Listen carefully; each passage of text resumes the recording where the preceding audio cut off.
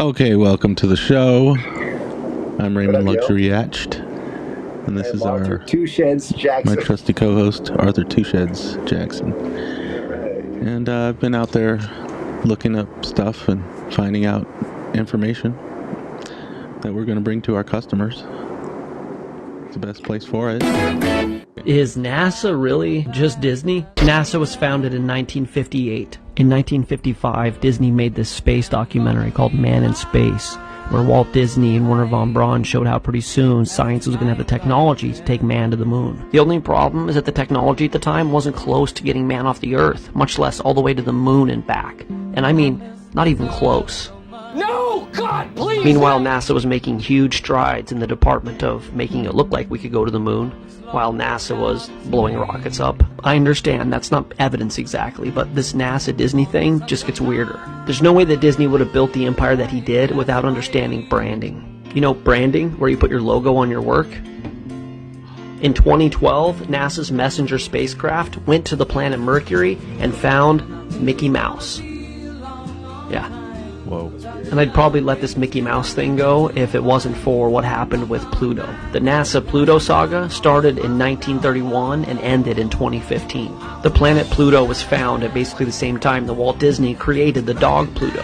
And to this day, no one's sure which came first, Pluto the name of the dog or Pluto the name of the planet. One of them maybe begat the other, and Pluto is also named after the god of the underworld. According to NASA, in 1977, they shot the Voyager spacecraft across the solar system. Almost 40 years later, the 3 billion mile journey to Pluto produced the first images ever seen of the planet Pluto. Not planet Pluto, and guess who was already there? That's a lot to digest. I can't believe it. First of all, it's just my whole life has been a lie. My whole life has been a lie, Kevin. Or my whole life has been a lie, Arthur. First of all, you are assuming that Wernher von Braun is a real person. That's right. Mistake. You know, I've always assumed that. Right. No. But that could be part of the lie.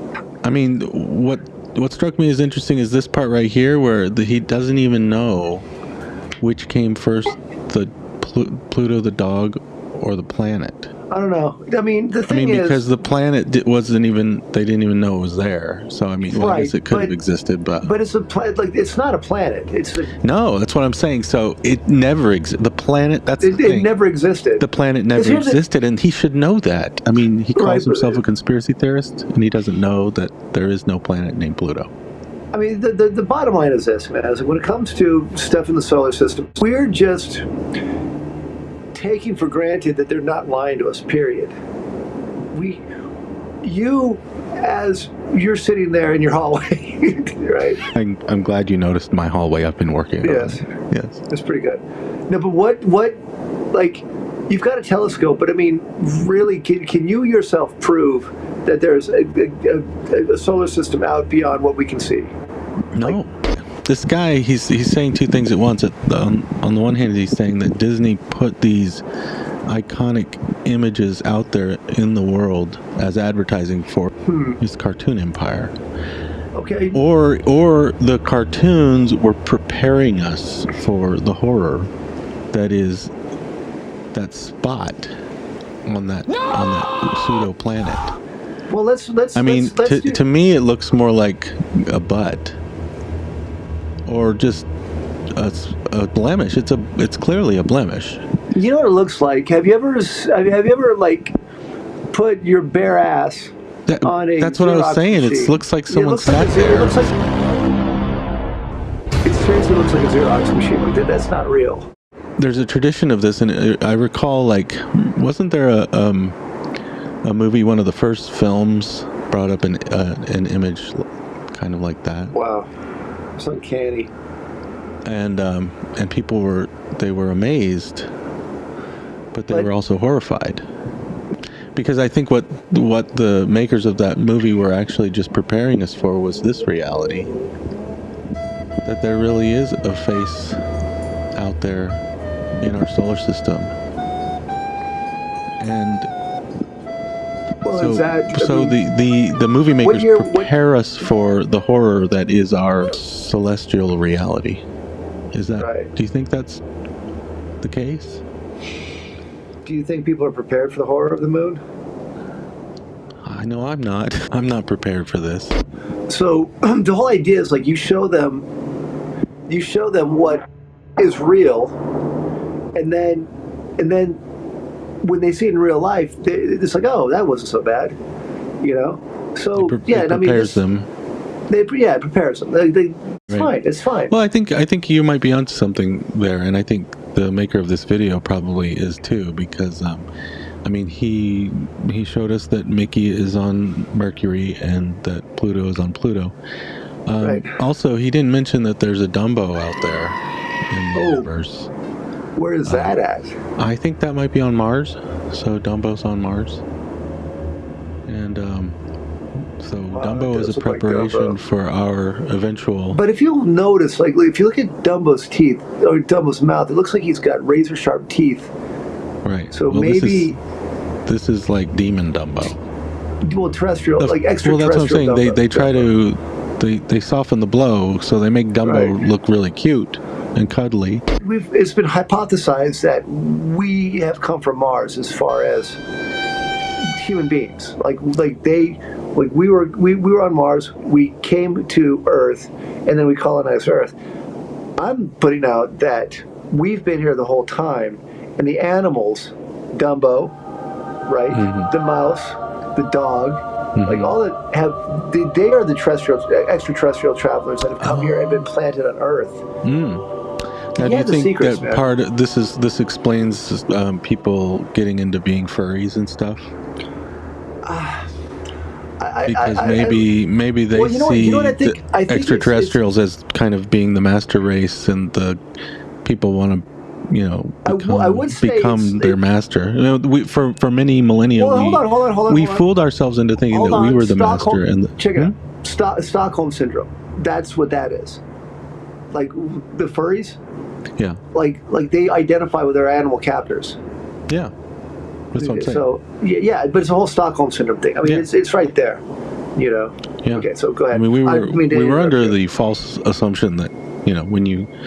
Like if you see a dog and you're like, oh hi, you're a lost dog. Where's your owner? Where's your master? Right. Right. But actually, the tables are turned. I mean, the arrogance that people exhibit of like, oh, nice. We've come here from the stars. No, man, we've always been on the Earth. I mean, that's great. Have you ever heard of the Knights Templar? Yeah. Okay. Jacques de Molay was the leader of the Knights Templar. Okay. He set up an order. It's called the Order of de Molay. Okay, so Templars were the Pope's army. Okay, just right. So, and Walt Disney belonged to the Order of de Molay. The point is like he was very.